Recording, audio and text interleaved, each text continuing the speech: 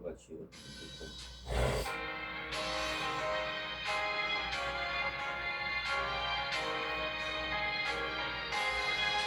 하늘같이 흐르는 기쁨 소중함이 마음이라 정결한 영원하고 주의 목조 세우네 주님 주시는 참된 평화가 내 맘속에 넘치네 주의 말씀에 거센 풍랑도 잠잠하게 되도다 나의 생명 소속해 내물 성령이 마심이라 모든 의심 슬픔 사라져 주의 평강 넘치네 주님 주시는 참된 평화가 내 맘속에 넘치네 주의 말씀에 거센 풍랑도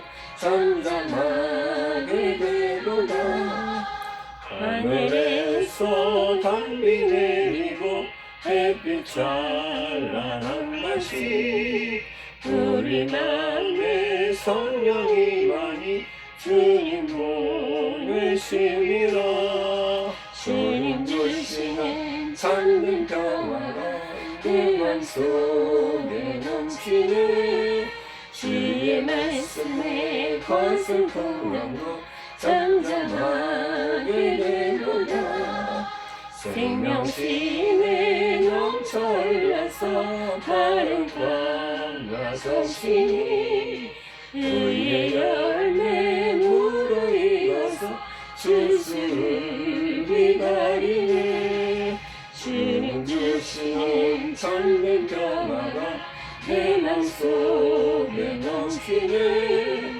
주의 말씀에 거친 평화도 잠잠하게 되도다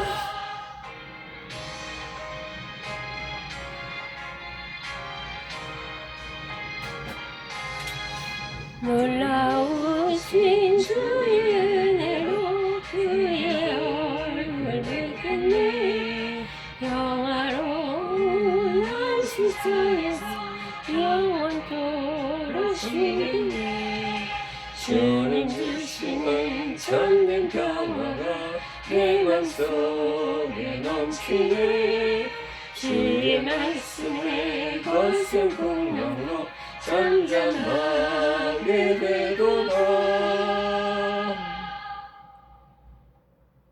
사도신경으로 우리의 신앙을 고백합니다. 전능하사 천지를 만드신 하나님 아버지를 내가 믿사오며 그 외아들 우리 주 예수 그리스도를 믿사오니 이는 성령으로 잉태하사 동정녀 마리에게 나시고 본디오 빌라도에게 고난을 받으사 십자가에 못 박혀 죽으시고 장사한 지 사흘 만에 죽은 자 가운데서 다시 살아나시고 하늘에 오르사 전능하신 하나님 우편에 앉아 계시다가 저리로서 산 자와 죽은 자를 심판하러 오시리라. 성령을 믿사오며 거룩한 공예와 성도와 서로 교통하는 것과 죄를 사하여 주시는 것과 몸이 다시 사는 것과 영원히 사는 것을 믿사옵나이다. 아멘. 51장 찬양하심으로 봉헌을 하겠습니다. 51장.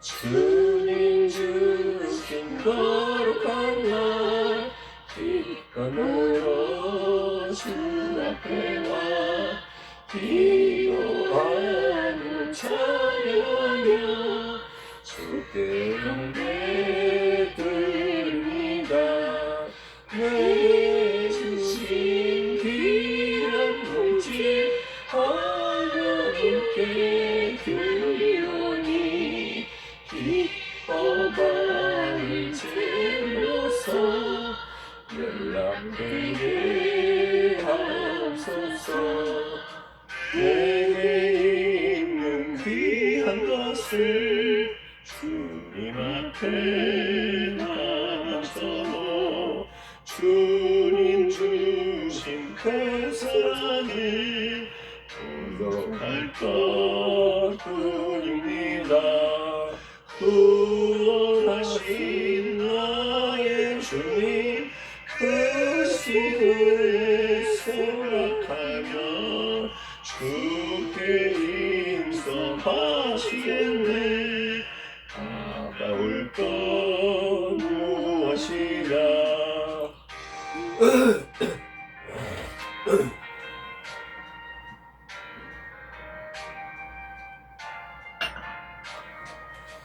내가 받은 모든 것은 하나님의 선물이니 만나는 뜻하여서 감사하게 드립니다. 주님 기뻐 받으시니 하시는 것보다 고개를 떨어지 영원토록 감사히. 아멘.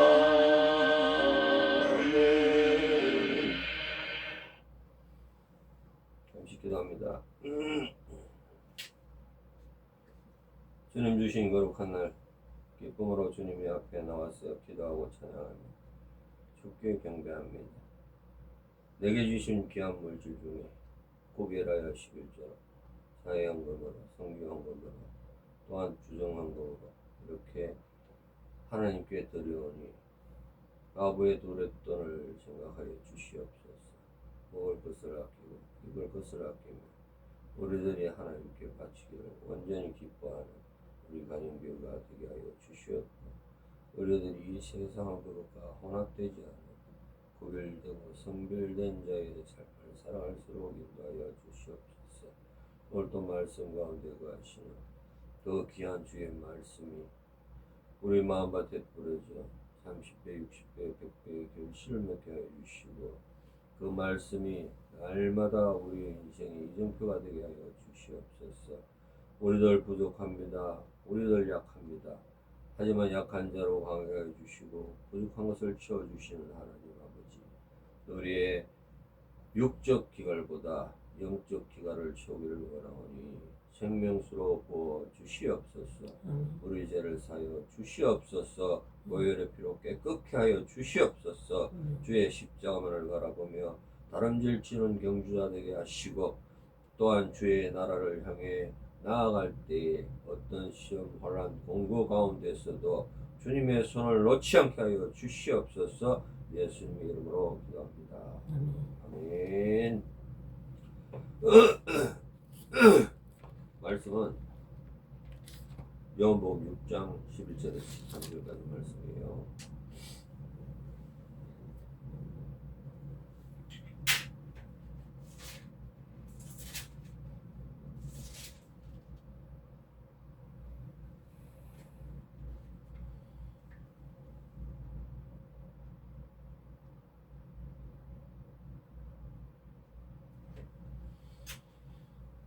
요한복음 6장 11절에서 13절까지 말씀. 6장.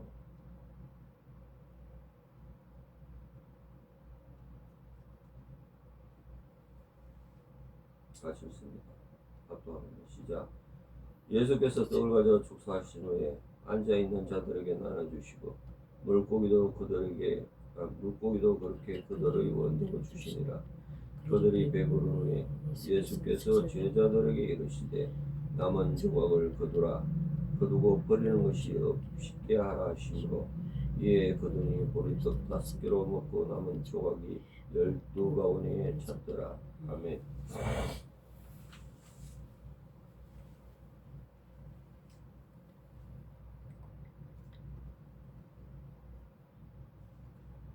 네 개의 보험소가 있어요. 4개의 보험소.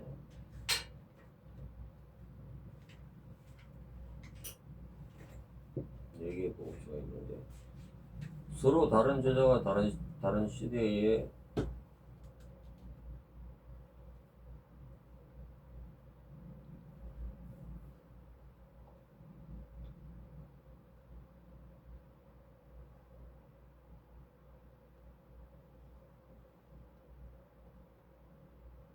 서로 다른 저자가 다른 시대에 다른 독자를 위해 썼어요. 마태와 누가와 마가와 요한. 이 네 사람은 예수님의 생애를 저마다 다른 각도에서 기록했고, 어떤 사건은 한 사람만 다루고 어떤 사건은 두세 사람이 겹칩니다. 그런데 예수님께서 행하신 수많은 일 가운데 매 복음서가 단 하나도 빠짐없이 모두 기록한 기적이 있어요. 그것이 바로 오늘 다룰 이야기. 물고기 2마리와 보리떡 5개로 5,000명을 먹이신 사건. 그 4명의 저자들이 약속이나 한 듯이 똑같이 기록해둔 숫자가 하나 있습니다. 남은 조각 12가구. 왜 하필 12이었을까? 5,000명을 먹인 얘기라면 우리가 기억해야 할 숫자는 5,000이에요. 그런데 성경은 배불리 먹은 사람의 수보다 먹고 남은 조각의 수를 더 정확하게 세워놓고 있습니다. 보리떡 5개와 물고기 2마리, 그리고 12가구. 이 이야기에서 성경이 우리에게 수로 세어보라고 남긴 숫자는 5,000이 아니라 12이라는. 왜 조각이 남았는지, 왜 그것을 굳이 거두라고 하셨는지, 그리고 왜 그 바구니가 12개였는지, 그토록 익숙했던 우리 오병이의 이야기 마지막 장면이 조금 다르게 우리의 심령에 다가오기를 원합니다. 때가 언제? 6월절에 가까운 봄. 요한복음 6장 4절. 마침 유대인의 명절인 6월절이 가까운지라. 이 사건의 시기를 정확히 명시하고 있잖아요. 유대인의 명절인 6월절이 가까운 시기에 일어났다고 분명하게 적어둡니다. 팔레스타인의 봄은 짧아요. 10월부터 4월까지 이어지는 긴 우기의 끝자락. 딱 이 무렵에만 갈릴리의 메마른 언덕이 온통 푸른 천지로 덮입니다. 여름이 되면은 모든 산비탈이 누렇게 타들어가지만은 지금 이 시기는 비를 머금은 땅 위로 들꽃이 피어나고 풀밭이 융단처럼 깔려 있었을 거예요. 그런데 이 아름다운 계절에 예수님은 마음이 무거웠어요. 왜? 바로 얼마 전 세례 요한이 분봉왕 헤롯 안디바의 손에 목숨을 잃은 직후에 광야에서 회개를 외치던 그 강렬한 선지자가 왕의 생일 잔치 끝에 처참하게 목이 잘려 죽잖아요.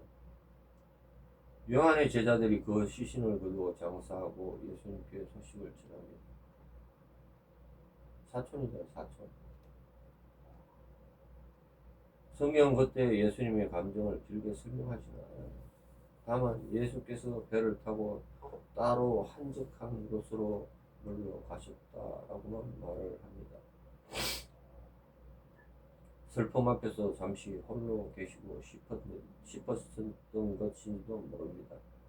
제자들의 상태도 다르지 않죠. 마가복음 6장은 이때 제자들이 여기저기 마을을 돌며 전도하고 병을 고치다가 막 돌아온 참이었다라고 전합니다. 31절. 이르시되 너희는 따로 한적한 곳에 가서 잠깐 쉬어라 하시니 이는 오고 가는 사람이 많아 음식 먹을 겨를도 없습니다 라고 이야기를 하고 있습니다. 너희는 한적한 곳에 가서 잠깐 쉬어라. 밥 먹을 겨를조차 없었던 것입니다. 슬픔에 잠긴 스승과 탈진한 제자들, 그들이 배에 올라 노를 저은 것은 조용히 숨을 돌리기 위해서였을 것입니다. 마음이 무너져 내리는데 주변은 시끄럽고 그저 문을 닫고 혼자 있고 싶은 그런 순간, 그날 배 위에 예수님과 제자들이 원했던 것은 바로 그것이었을 수 있습니다. 그런데 그 힘은 오래가지 못하죠. 사람들이 배를 떠나는 방향을 보고 호숫가를 따라 달려와서 앞질러 와 있었다는 거예요. 배가 물을 가르고 건너편 기슭에 닿았을 때 이미 그곳에는 수천 명의 인파가 먼저 도착해 있었어요. 조용한 광야가 순식간에 야외 집회장이 되었습니다. 부흥산 목사님이라면 할렐루야 했겠지. 수천 명이 모였으니까. 그런데 지친 사람이라면 이 순간이 짜증이 났을 수도 있어요. 겨우 쉬러 왔는데 또 사람이 몰려왔어요. 그런데 성경은 예수님의 반응을 이렇게 적습니다. 예수께서 나오사 큰 무리를 보시고 목자 없는 양과 틈으로 인하여 불쌍히 여기사 이에 여러 가지로 가르치시리라. 여기서 불쌍히 여겼다는 이 한마디는 헬라어로 스플랑크니 라는 단어예요. 스플랑크나는 창자나 내장을 뜻하는 말이에요. 우리가 어떤 극한 슬픔에 이렇게 당하게 되면 얘를 창자가 막 끊어질 듯한 그런 아픔이다라고 얘기를 하잖아요. 그러니까 이 극렬은 가볍게 안 됐어 라는 이런 느낌이 아니고 창자가 뒤틀리고 끊어질 듯한 몸속 가장 깊은 곳에서 올라오는 슬픔이었다, 아픔이었다. 자신도 그 슬픔에 잠겨있는 그 예수님이 목자를 잃고 헤매는 그 무리를 보시는 순간 자기 슬픔을 밀어내고 그들의 굶주림 쪽으로 몸을 돌리셨다. 그렇다면 그 언덕에 있는 사람들은 대체 누구였을까요? 그리고 그들의 손에는 무엇이 들려 있었을까요? 여기서부터 이야기가 조금씩 우리가 아는 그림과 달라지기 시작합니다. 그 언덕에 모인 성인 남성만 5,000명. 마태복음 14장 21절에서는 이렇게 이야기하고 있어요. 먹은 사람은 여자와 어린이 외에 5,000명이나 되었더라. 이 숫자를 세면서 여자와 어린아이들은 여기에 포함되지 않았다고 밝혀요. 20살 이상 남자만 헤아리던 옛 인구조사 방식을 떠올리게 하는 개수잖아요. 인구조사에서도 남자만 조사했지 여자들은 조사하지 않았어요. 그런데 실제 그 자리에는 여자와 아이들까지 합쳐 훨씬 많은 사람이 있었을까요? 대충 사람들은 뭐 4인 가족으로 잡아서 2만 명 정도 있을 수도 있다 그렇게 얘기하는데 그 당시에 한 집에 애가 하나만 있었겠어요? 아빠가 없고 엄마가 안고 뭐 이렇게 올 수도 있고. 그래서 2만이란 말도 적은 숫자예요. 근데 이 무리는 여유가 있는 사람들, 예수님 쫓아다니면서 갈릴리 했던 관광이라 해야 되겠다 하는 사람이 아니었다. 1세기 갈릴리 농부의 대다수는 소작농, 그리고 날품, 우리 지금 말로 이야기하면 일용직, 노가다, 그걸 하는 사람이었어요. 로마 제국에 바치는 세금이 있죠. 땅 주인에게 내는 소장료가 있죠. 성전에 내는 또 세금이 있죠.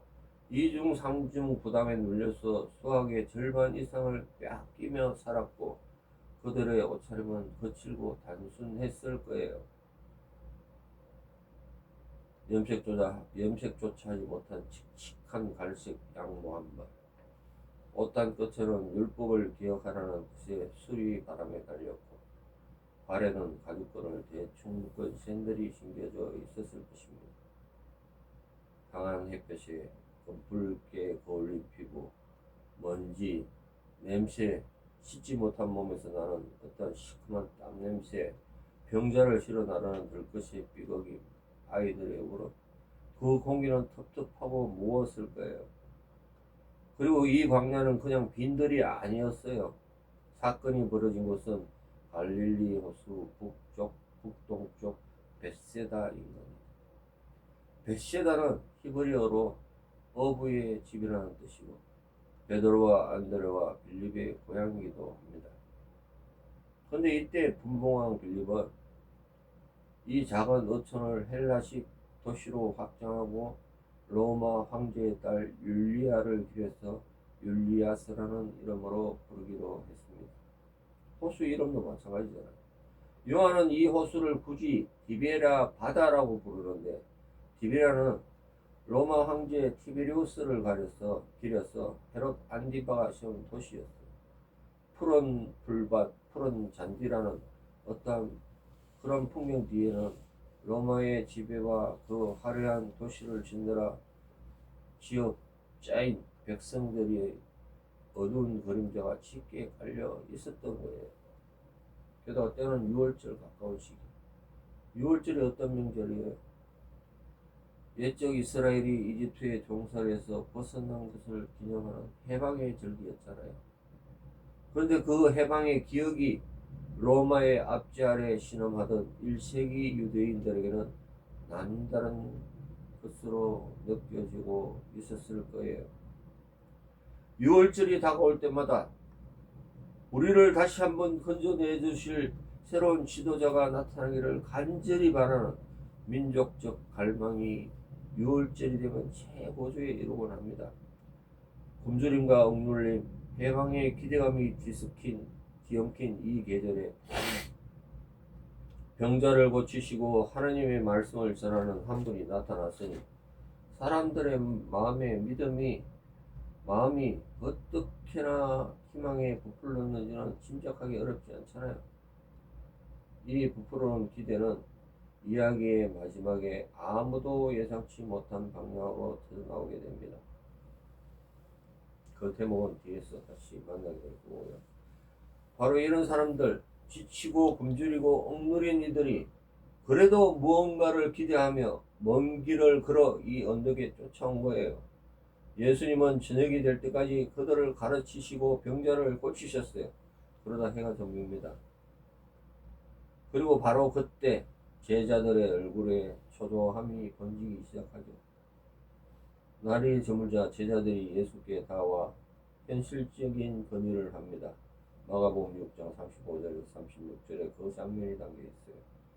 때가 저물매 제자들이 예수께 나와 여짜오되 이곳은 빈들이요 날도 저물어가니 무리를 보내어 두루 촌과 마을로 가서 무엇을 사 먹게 하옵소서. 지극히 정상적인 상식적인 방법이잖아요. 수천 명이 저녁도 없이 광야 한복판에 있으니 그런데 예수님의 대답이 뜻밖이었습니다. 37절 너희가 먹을 것을 주라. 이 짧은 한마디에 제자들은 머리가 하였을 거예요. 손머리 속에 말문이 막혔어요.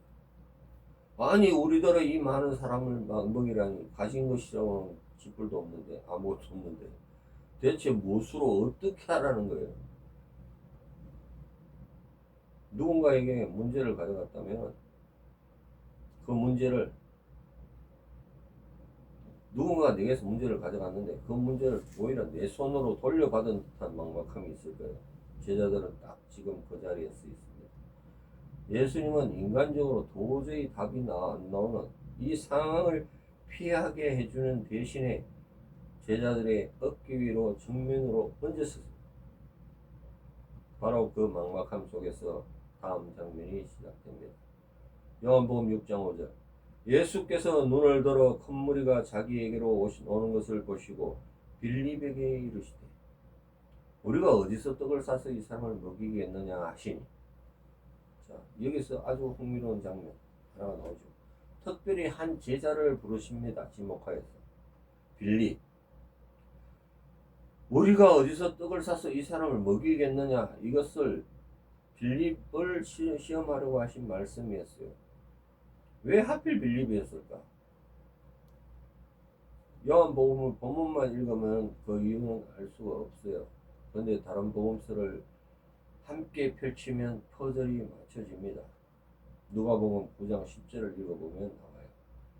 사도들이 돌아와 자기들이 행한 모든 것을 예수께 여쭈니 데리고 따로 벳세다라는 곳으로 떠나가셨으나, 자, 이 기적은 벳세다에서 일어났다고 알려주고, 요한복음 1장 44절, 빌립은 안드레와 베드로와 함께 한 동네 사람인데 벳세다 사람이다. 저기 고향이야. 거기서 크고 자라고 생활한 거야. 빌립이 바로 그 벳세다 출신이라고 이야기를 하고 있는 거야.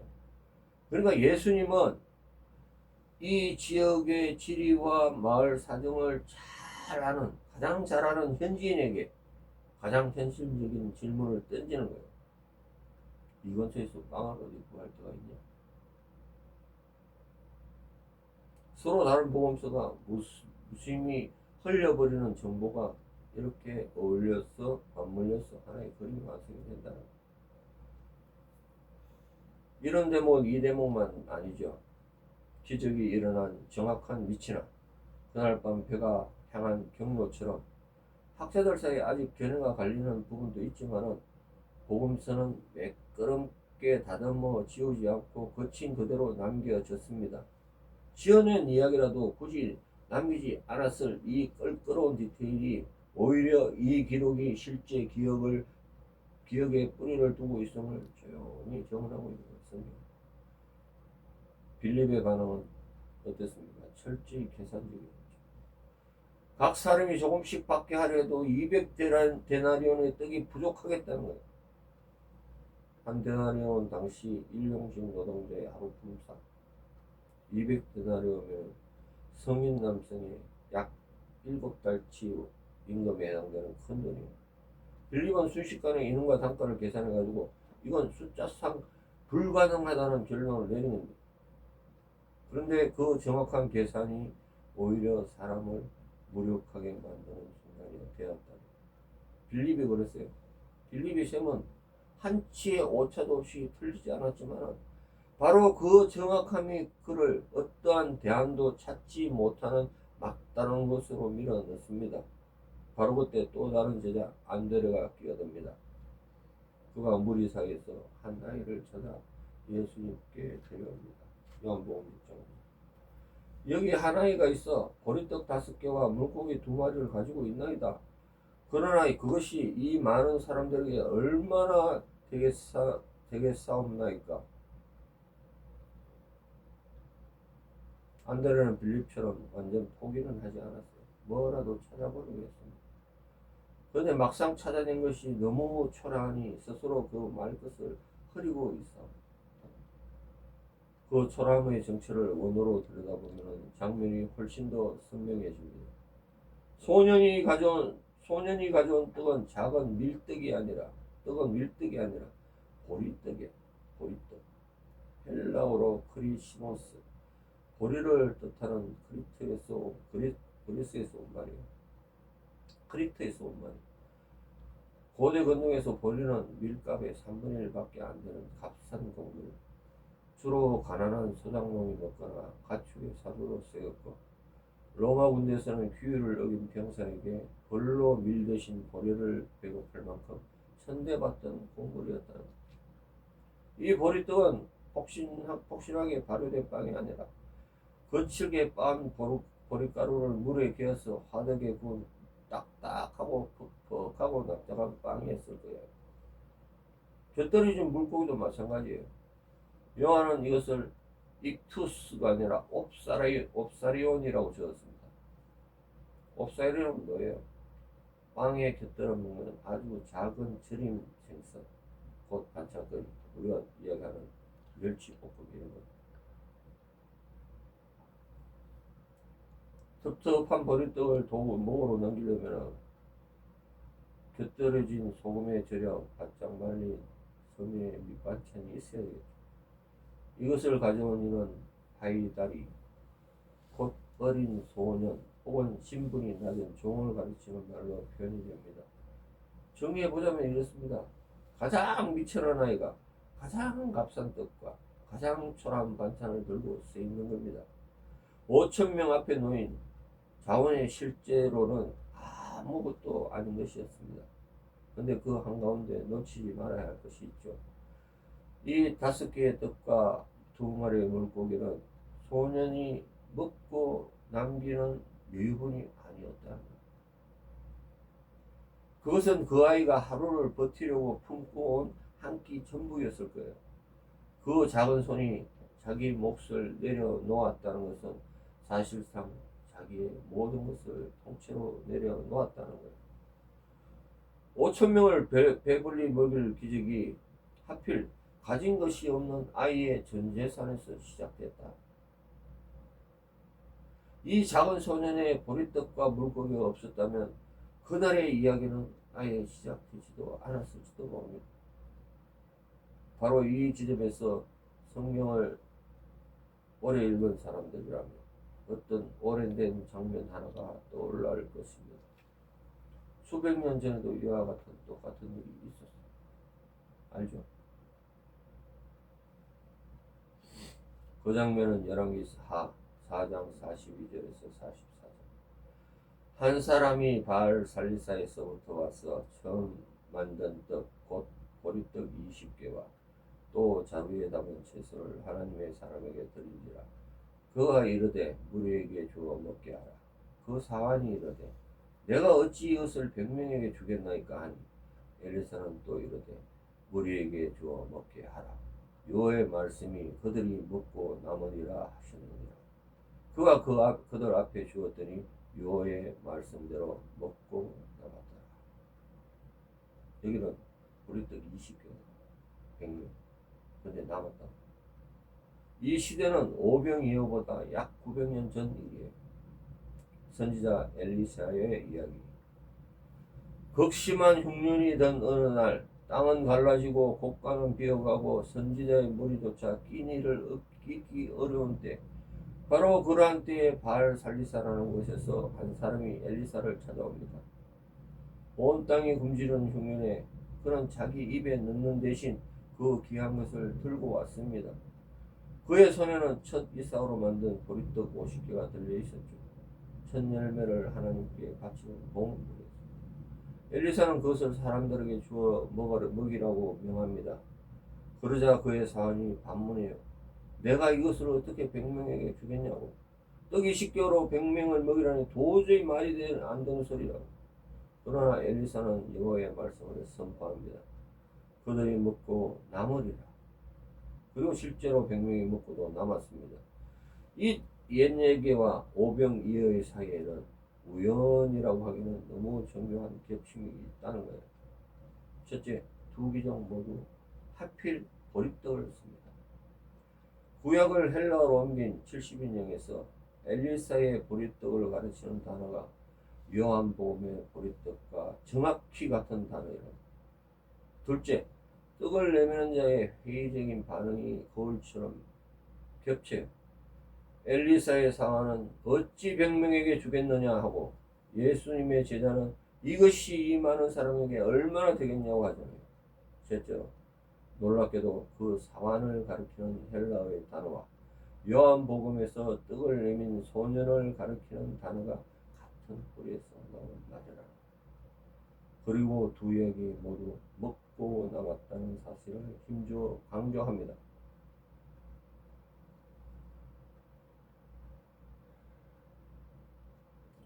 이 겹침의 진짜 핵심은 닮은 데 있지 않고 벌어진 격차에 있어요. 엘리사는 떡 20개로 100명을 먹입니다. 떡 하나에 5명 꼴이에요. 근데 예수님은 떡 5개로 성인 남자만 5,000명을 먹였어요. 떡 하나에 1,000명 꼴이에요. 같은 보리떡, 같은 광야, 같은 회의적 반응, 그리고 떡 한 개가 감당한 사람의 수는 200배로 뛰잖아요. 이 격차 앞에 옛 독자들은 자연스럽게 한 구절을 떠올렸을 것입니다. 신명기 18장 15절. 내 하나님 여호와께서 너희 가운데 내 형제 중에서 너를 위하여 나와 같은 선지자 하나를 일으키시리니 너희는 그의 말을 들을지라. 모세가 예언한 모세 같은 그 선지자 엘리사를 아득히 넘어서는 분이 지금 이 언덕에 계시다. 지금 손에 들린 것은 너무 작고 초라해 보였어. 감히 내밀지도 못하는 그것을 이제 그 작은 것이 어떤 손을 거치느냐에 따라 무슨 일이 벌어지는지를 보여주기 시작합니다. 예수님은 사람들을 함께 하셨죠. 사소해 보이지만 결코 사소하지 않는 명령입니다. 마가복음 6장 39절에서 40절 보면 제자들에게 명하사 그 모든 사람에게 때를 지어 푸른 잔디 위에 앉게 하시니 때로는 100명씩 또는 50명씩 앉으리라. 이 장면을 아주 구체적으로 보이잖아요. 물 위에 푸른 잔디 위에 100명씩 50명씩 때를 지어 앉았다고. 마가복음이 선 표현을 조금 더 살려 옮기면 사람들이 마치 밭에 있는 이랑처럼 또 화단처럼 구획을 지어 무리무리 앉았다는 거예요. 푸른 잔디 위에 칙칙한 갈색 옷을 입은 수천 명이 나란히 열을 지어 앉은 모습은 언덕 위에서 내려다보면 온불판에 펼쳐진 화단처럼 보였을 거예요. 마가는 풀이 푸르렀다고 적고 요한은 그곳에 풀이 많았다고 적습니다. 팔레스타인에서 언덕이 푸른 시기는 우기 직후의 봄뿐이에요. 6월절이 가까웠다는 요한 기록과 푸른 잔디라는 마가의 기록이 자연의 시기 안에서 정확히 맞아 떨어진다. 서로 다른 저자가 무심코 남긴 디테일이 같은 계절에서 만납니다. 100명씩, 50명씩 나눈 이 배열은 실용적 이유가 있습니다. 수천 명이 무질서하게 몰려들면 밟히는 사고도 날 수가 있고 음식을 골고루 나눠주기도 힘든 경우가 있잖아요. 정돈된 대응은 그 자체로 분배의 통로가 됩니다. 100명, 50명, 그 틈이 있잖아요. 100명, 50명, 50명, 100명. 그런데 여기에 또 다른 결이 있어요. 당시 갈릴리를 다스리던 헤롯 안디바의 군사도 그 너머 로마 당국의 시선도 이런 움직임을 늘 감시하고 있었다. 유대 민족 수천만이 광야에 모이는 것은 지배자들의 입장에서는 반란의 정도로 보일 수 있는 위험한 장면이었다. 예수를 무리를 틀어져 있는 폭도가 아니라 질서 잡힌 식탁으로 앉히신 것은 이 모임이 무장 봉기가 아니라 평화로운 잔치임을 드러내는 장면이기도 합니다. 그리고 예수님은 그 초라한 떡과 물고기를 손에 드십니다. 마가복음 6장 41절. 예수께서 떡 5개와 물고기 2마리를 가지사 하늘을 우러러 축사하시고 떡을 떼어 제자들에게 주어 사람들에게 나누어 주게 하시고 또 물고기 2마리도 모든 사람에게 나누시며. 이때 예수님의 동작을 4개의 동사로 촘촘히 기록합니다. 가지시고 축복하시고 떼고 나누시고. 이 4동작은 훗날 예수님께서 마지막晚餐에서 떡을 드실 때의 동작과 겹칩니다. 그래서 오래전부터 많은 그리스도인들은 이 언덕의 식탁이 훗날 성찬의 식탁을 미리 비추는 그림자라고 이해해 왔어요. 축사했다는 이 단어가 복음성하고는 미묘하게 다르게 적혀 있어요. 마가복음에서는 유로게센 이 단어는 존말 또는 찬미를 의미하며 하나님이 인간에게 부어지는 은혜를 나타내요. 곧 하나님을 찬양하는 유대식 축복의 말이 쓰였어요. 반면 요한복음에서는 유카리스테사스 곧 감사를 뜻하는 말로 쓰였어요. 이 감사라는 단어는 좋다는 뜻의 유와 은혜를 뜻하는 카리스, 그래서 유카리스테사스, 은혜를 좋다는 뜻의 유와 은혜를 뜻하는 카리스가 합쳐진 그런 말인데 훗날 성찬을 가리키는 유카리스트 말이 여기에서 나옵니다. 성찬, 유카리스트. 유는 좋은, 카리스는 은혜. 좋은 은혜를 나누는 자리, 성찬, 유카리스트. 요한은 이 사건을 단순히 음식을 나누어주는 어떤 급식이 아니라 감사와 은혜의 사건으로 기록한 겁니다. 또 하나, 요한복음에만 있는 독특한 묘사가 있어요. 다른 복음서에서는 예수께서 떡을 제자들에게 주시고 제자들이 무리에게 나눠줘요.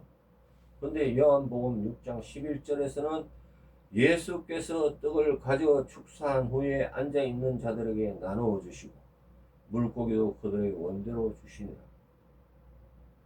제자들의 손을 따로 앞세우지 않고 예수님께서 앉아있는 사람들에게 나누어 주셨다고 기록하고 있어요. 요한이 이렇게 이 생명의 양식이 오직 예수님 자신에게서 흘러나온다는 사실을 유독 돋보이게 그려낸 것입니다. 그렇게 떡과 물고기가 무리 사이로 퍼져나갑니다. 12제자가 바구니를 안고 100명씩 50명씩 앉아있는 무리 사이를 오갑니다.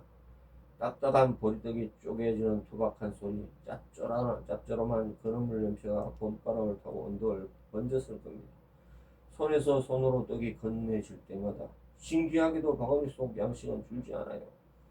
나눌수록 채워지는 셈이므로 도무지 설명이 되지 않는 광경이 눈앞에 펼쳐지고 있는 거예요. 지치고 굶주렸던 사람들의 얼굴이 배가 차오르면서 점점 바뀌어갑니다. 서서히. 처음에는 믿지 못했던 반신반의했던 그 눈빛이 놀라움으로 그리고 오랜만에 느끼는 포만감으로 물들었을 거예요. 저물어 가는 하늘빛도 어느새 노을로 언덕을 물들이고 있었을지 모릅니다. 종일 걸어와서 아무 길이 없이 주저앉았던 사람이 손바닥 위에 놓인 떡 한 조각을 내려다보는 마음, 그것은 단순히 허기를 면하는 일을 넘어 잊고 잊었던 인간의 존엄을 조용히 회복하는 시간이었을 거예요. 근데 배가 부르고 나자 예수님의 입에서 아무도 예상하지 못한 명령이 떨어집니다. 이 명령이 바로 우리가 쫓고 있는 그 숫자를 이야기하는 그것의 문을 여는 열쇠예요. 이제 자리를 정리할 시간. 예수께서 제자들에게 이렇게 말씀하십니다. 요한복음 16장 12절. 그들이 배부른 후에 예수께서 제자들에게 이르시되 남은 조각을 거두고 없는 것 버리는 것이 없게 하라 하시며. 남은 조각이란 말도 그냥 지나칠 수가 없잖아요. 헬라어로 클라스마타. 이 단어는 떼어낸 조각, 쪼개진 파편을 뜻하는데 흥미롭게도 조금 전에 예수님을 떡을 떼셨다고 할 때 쓰인 그 동사와 같은 뿔에서 나온 말이에요. 다시 말해서 이 남은 것은 아무렇게나 먹고 흘린 쓰레기가 아니라는 거예요. 그분의 손에서 떼어진 바로 그 떡의 조각. 남은 조각이라는 단어가 초기 그리스도인들에게 얼마나 귀하게 여겨졌는지를 짐작하게 합니다. 요한복음 6장 13절. 이에 그들이 보리떡 5개로 먹고 남은 조각이 12바구니에 찼더라. 만일 사람들이 저마다 다른 음식을 자기들이 갖고 온 음식을 먹고 이렇게 흘렸더라면 남은 부스러기와 똑같이 하나같이 똑같은 보리떡 조각이 될 수 있는 이유가 없었을 것이에요. 그런데 그 채워짐의 끝에 오늘의 그 숫자가 등장합니다. 제자들이 조각을 거두자 12바구니에 가득 찼습니다. 노을이 내려앉은 언덕 위로 12사람이 흩어져 앉아있던 무리 사이를 다시 흩으며 떨어진 조각들을 하나하나 주워 담았을 것입니다. 방금까지 부족을 걱정했던 손들이 이제는 넘치는 것을 거두느라 분주해집니다. 5,000명이 먹고 남은 것이 정확히 12바구니였습니다. 우리는 이제 마침내 처음의 질문 앞에 다시 씁니다. 왜 하필 12이었을까? 그리고 정말 놀라운 사실은 바로 지금부터입니다. 먼저 바구니라는 말부터 보겠습니다. 여기에 쓰인 코피노스. 코피노스는 것은 버드나무 가지 같은 걸로 촘촘하게 이렇게가지고 유대인들이 늘 이렇게 가지고 다니는 가죽 바구니예요. 어깨에 멜 수 있게끔. 유대인들은 이방 지역을 지날 때 정결하지 못한 음식을 피하려고 자기가 먹을 정결한 음식은 이 바구니에 싸들고 다녔어요. 다시 말해서 이 바구니는 특별한 재이용 기물이 아니라 유대인이라면 누구나 하나쯤 어깨에 걸치고 다니던 지극히 평범한 일상의 바구니. 여기서는 바구니라고 그랬지만 망태기라고 해야 이해가 잘 되겠지. 그 속에 애기도 태우고.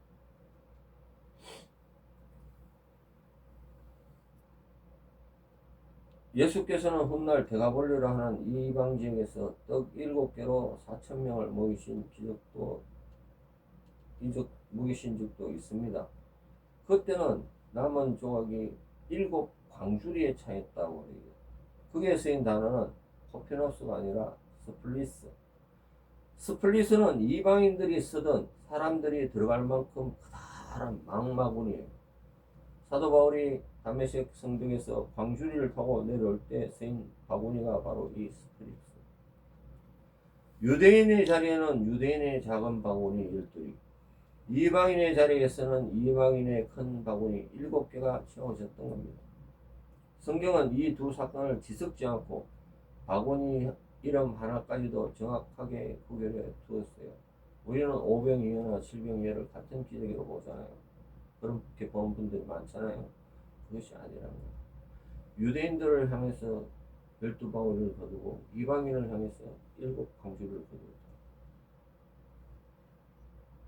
12는 당연히 12지파를 상징하는 문자겠죠. 그리고 예수님의 12제자를 의미하는 숫자가 돼요. 많은 교부와 주석가들은 이 남은 12바구니가 흩어져 있던 이스라엘 전체를 다시 먹이고도 남을 만큼 온전한 회복을 가리킨다고 이렇게 보았어요. 12지파가 각자 넘치는 바구니 하나씩을 품에 안고 있는 그 써있는 장면. 조선 이런 12지파가 다시 채워지는 그림이었던 것입니다. 그런데 이 장면의 진짜 반전은 배부른 군중이 그 다음에 보인 반응이에요. 요한복음 6장 15절. 그러므로 예수께서 그들이 와서 자기를 억지로 붙들어 임금으로 삼으려는 줄 아시고 다시 혼자 산으로 떠나가시니라. 사람들은 이 기적을 보고 예수님을 억지로 붙들어 임금으로 삼으려고 했습니다. 여기서 억지로 붙든다는 말은 헬라어로 하르파조. 하르파조는 맹수가 먹이를 낚아채듯이 도둑이 강제로 뺐듯이 폭력적으로 움켜쥐는 행위를 뜻하는 단어예요. 군중은 예수님 안에서 생명을 떡을 보지 못했어요. 그들이 본 것은 로마를 몰아내고 무한한 빵을 대줄 정치적 왕이었어요. 그들은 예수님을 자신들의 굶주림을 영원히 해결해 줄 도구로 규정하고 그 자리에서 강제로 끌어내어 왕으로 삼으려고 했다는 거예요. 빵을 만들어내는 능력은 보였을 뿐 그 빵이 무엇을 가르치는지를 끝내보려 하지 않았다는 거예요. 예수님에 대응은 어때요? 단호했죠. 그분은 그 열광 한복판에서 몸을 빼 홀로 산으로 가십니다. 세상의 왕관을 씌워주겠다는 무리를 등지고 혼자 산을 오르시는십니다. 26절, 27절 읽고 마치겠습니다. 예수께서 대답하여 이르시되 내가 진실로 진실로 너희에게 이르노니 너희가 나를 찾는 것은 표적을 본 까닭이 아니고 떡을 먹고 배부른 까닭이로다. 썩을 양식을 위하여 일하지 말고 영생하도록 있는 양식을 위하여 하라. 이 양식은 인자가 너희에게 주리니 인자는 아버지께 하나님께서 인치신 자신이라.